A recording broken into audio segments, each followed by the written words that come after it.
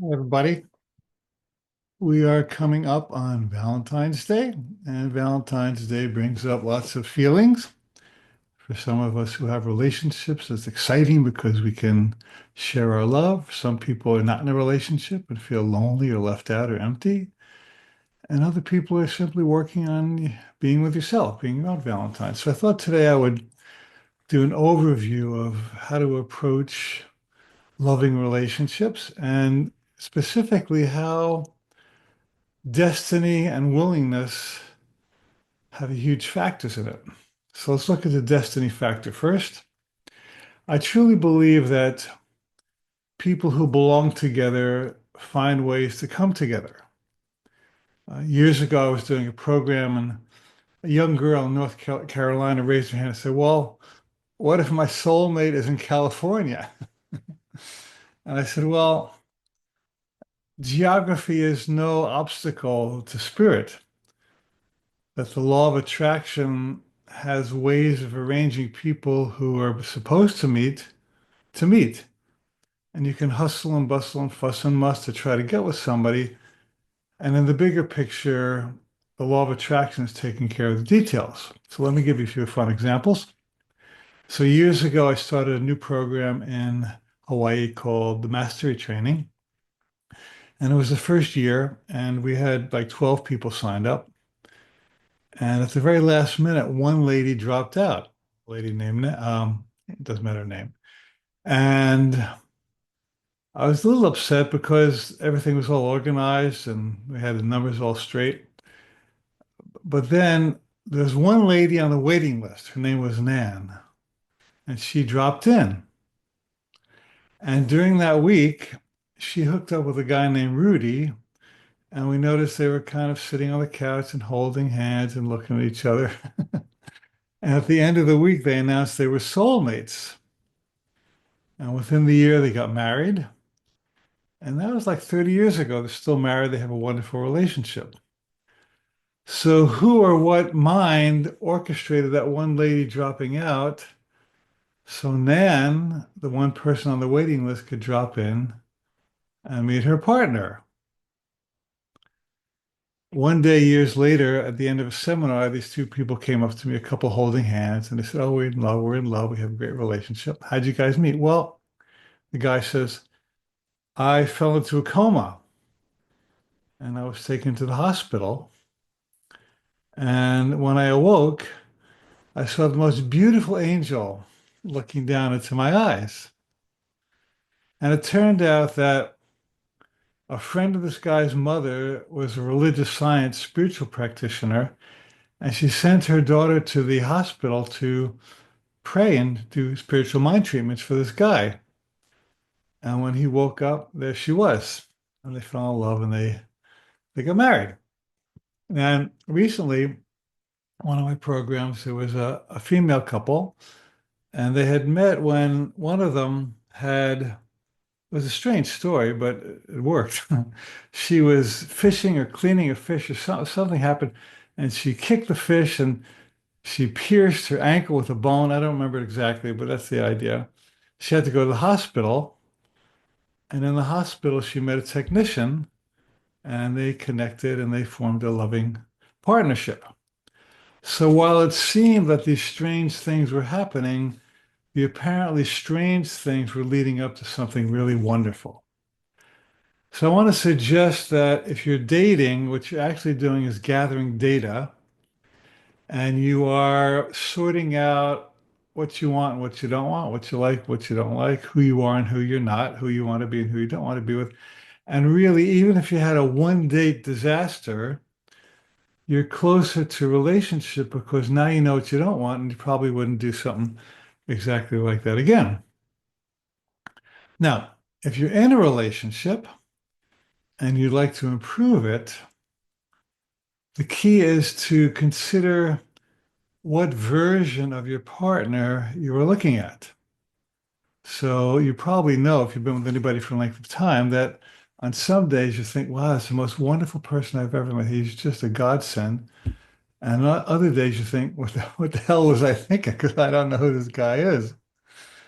And so I want to suggest that your partner is not one specific person, but they have many different aspects to their personality. And the aspect that you focus on is the one that you'll create more of. So if you're busy harping on your partner's ills, or he doesn't clean up after himself, or he doesn't communicate, and that's the person you're seeing, in your mind, you're building that image of your partner.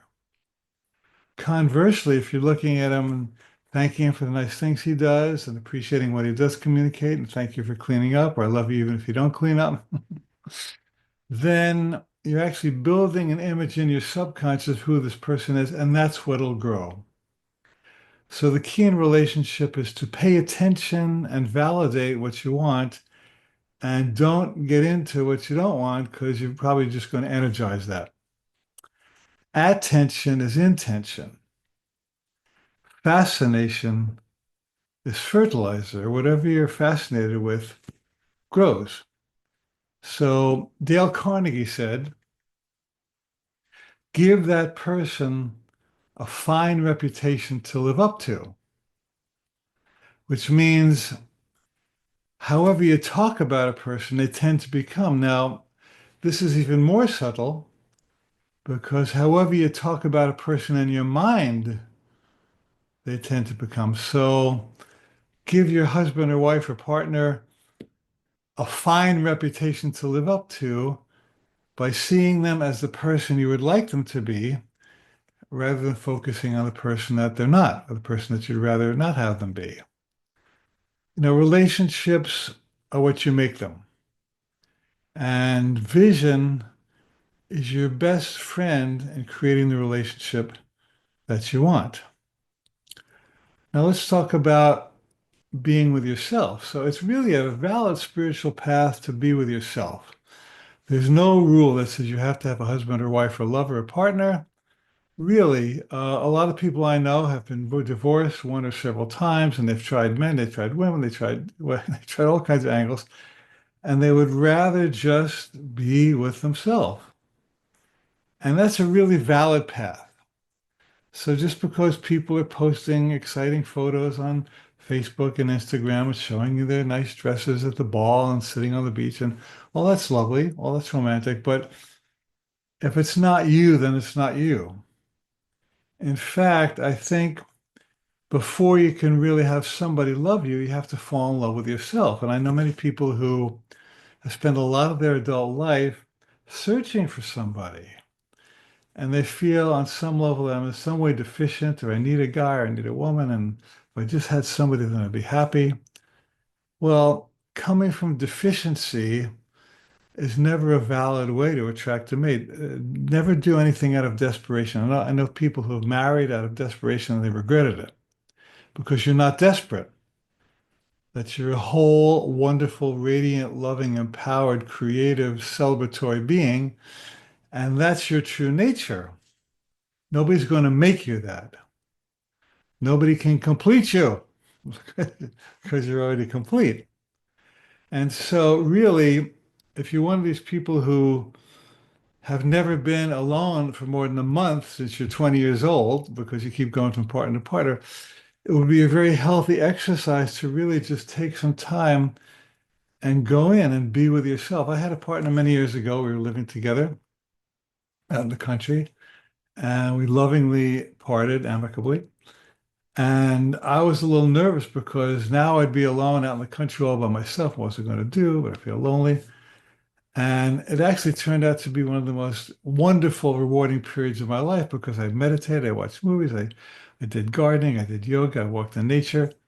And it was like just a very, very healing, soul nourishing time for me that set me up to move to a next level the next time I entered a relationship. If you don't do your inner work in between relationships, you're going to simply replicate the old relationship. My friend Michael Rice has a book called Why Is This Happening to Me Again? And he says it's really the mindset that you bring to relationships that makes them what they are. If you don't change your mind, you're not going to change your relationships. And he gives the example, you leave New York to get away from someone, And the person who meets you at the airport in San Francisco completes the sentence that the person in New York left you with because you didn't change. So really welcome a breakup or divorce or any kind of parting as a blessed opportunity to regroup and get to know yourself and know who you are independent of somebody. And then the next time you get with somebody, you're bringing a whole person rather than a half person. We think that relationships are additive. I'm one half and you're one half. We add it together and we get one whole. No, they're multiplicative. One half times one half equals one quarter. So two people who get together to offset loneliness usually end up magnifying their loneliness. So whatever you bring to the relationship, you get more of. If you bring deficiency, you're not going to feel any less deficient, you're going to feel more. So when you finally bring your beloved, whole, magnificent, radiant self, wow, then you will easily, without any stress, attract somebody who matches you. In fact, one of my clients, I was coaching her years ago, and we were talking about her getting ready to be in a relationship again. She had been divorced for a while. And we looked at some of the blocks that were holding her back. And one block was worthiness and readiness. And so during our coaching session, she really dropped into, I'm worthy of a great relationship and I'm ready. And she made that her affirmation. Well, 2 weeks later, she shows up on one of my webinars with a guy. She says, "Hi, this is Chester." And we met on eHarmony and and we hooked up and we're perfect for each other. That was 3 years ago. Doing very well. And she confessed to me today that it was even during our coaching session, at the end of our session, after she decided I'm worthy, that she had her phone on her desk and she saw this guy and she winked at him, even, even during our coaching session, and he ended up being her partner. So that's how simple and easy it can get when something inside you clicks. So rather than manipulating, running on more dates, or trying to fix people, or complaining about why no guys will like you, or vice versa, do the inner work. Drop into your wholeness. Fall in love with yourself. You know, people who love themselves are absolutely attractive. People who don't love themselves kind of tend to repel others. So, I've walked into rooms and I've seen women or men who are just radiant and they actually like themselves. And that loving and accepting and appreciating and not judging and forgiving and just getting who you are, it just changes your whole aura. And you walk into a room and you light it up because you know who you are and you don't need anybody. And from not needing anybody, you become a magnet. Everybody wants to be with you because they want to be in the space of love. So my best advice to all of us is to become the love that you seek. It's already in there. It's already who we are. You don't need to import love. You need to tap into it, draw it forth, and express it. So let me read you a poem. It's by John Burroughs, and it's called, I'm not going to share this, I'm just going to read it.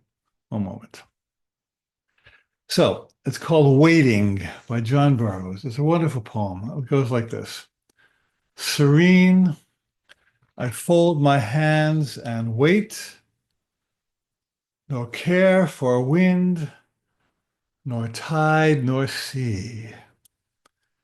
I rave no time, I rave no more against time or fate, for lo, my own shall come to me. This is a poem of faith. I stay my haste, I make delays, for what avails this eager pace? I stand amid the eternal ways, and what is mine shall know my face. That's my favorite line. What is mine shall know my face. It could be a partner, it could be a home, it could be a job, it could be a car, it could be a friendship. because everything is orchestrated by the right of consciousness. So it's impossible that that which belongs to you cannot come to you, because at this very moment, spirit, the law of attraction, law of synchronicity, is orchestrating and just in amazing, wonderful ways to bring to you that which is yours by right of consciousness. On with the poem. Asleep, awake, by night or day, the friends I seek are seeking me. No wind can drive my bark astray, nor change the tide of destiny. What matter if I stand alone? I wait with joy the coming years. My heart shall reap where it hath sown, and garner up its fruit of tears. The waters know their own, and draw the brook that springs in yonder height. So flows the good with equal law unto the soul of pure delight. The stars come nightly to the sky, the tidal wave upon the sea, nor time nor space, nor deep nor high, can keep my own away from me. So if you've been on the relationship trail for a long time, had your ups and downs, ins and outs, divorces, breakups, be patient. Relax, trust, love. There's somebody out there who belongs to you by right of your consciousness. And as you know who you are, they will know who you are. So this Valentine's Day, let us really celebrate love, not by importing it, by allowing it from an inside out. And before we close with a beautiful vision, I want to remind you, we're now accepting applications for my holistic life coach training beginning in September. It's a 6-week, 6-month intimate intensive course with about 24 people where I will train you to become a professional or casual holistic life coach, give you all the skills you need, all the confidence you need. You can make a living out of it or just do it for fun and joy.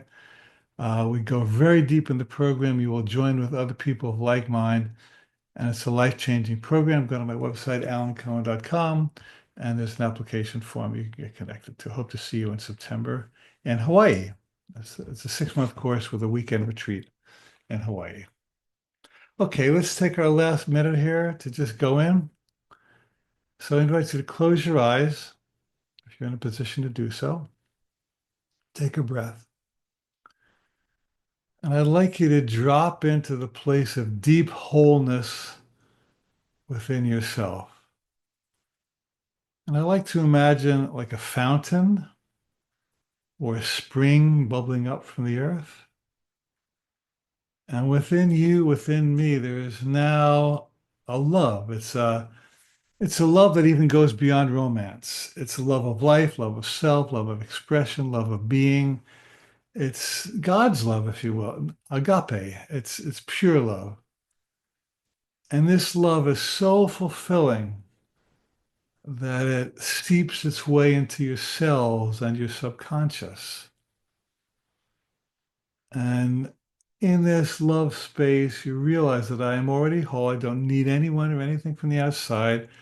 And yet, if I choose to be with someone on the outside, because the love is bubbling up from inside me, it will really put my relationship over the edge of wonderfulness.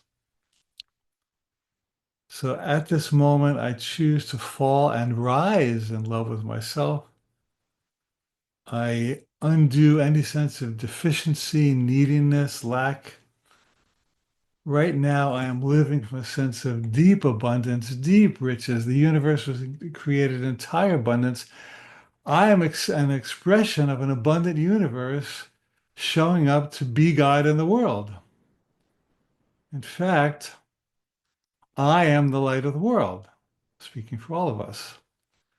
And I can walk into a room and light it up because I know who I am and I am whole. And because I am the light, I attract other people who know they are the light.